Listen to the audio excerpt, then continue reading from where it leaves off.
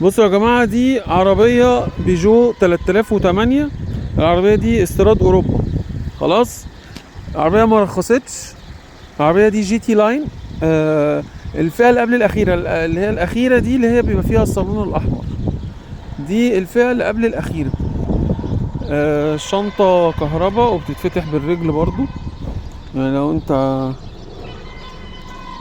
عايز ابصه اهو.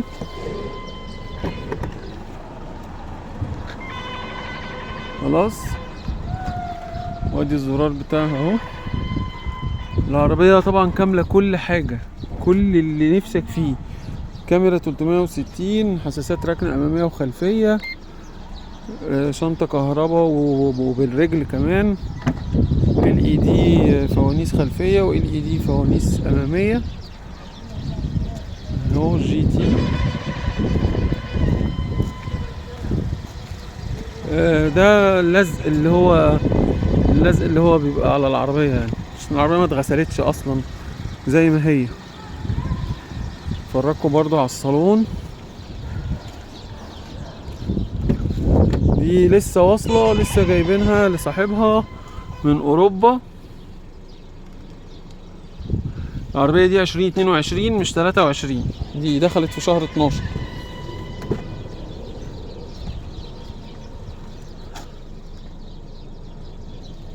خلاص، كاملة طبعا. خاصية عدم الخروج عن المسار. فيها بلايند سبوت في المرايات. داشبورد ديجيتال، والشاشة، والدرايف مود.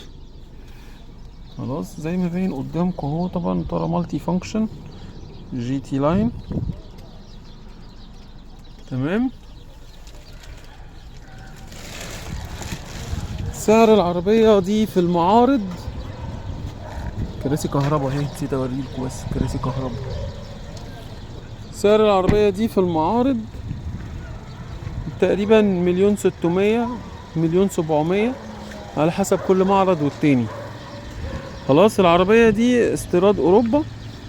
اللي عايزها موجودة، استلام فوري، هياخدها ويروح يرخص باسمه على طول. الورق بتاعها، الملف بتاع العربية، الافراج وكل حاجة في مرور القاهرة. خلاص، هتاخد العربية دي يا باشا كاش 1,350,000. 1,350,000، ولا 1,400,000، ولا 1,500,000، ولا 1,600,000. خلاص، هو صاحبها جابها وعايز يبيعها. معرفش بقى، استثمار ما استثمارش، مش قصتنا يعني. بصوا باللزق بتاعها لسه. لبيانات وتفاصيل اكتر من كده لو في حاجة، خلاص هتكلمني على رقم التليفون اللي هسيبه لكم في اول كومنت.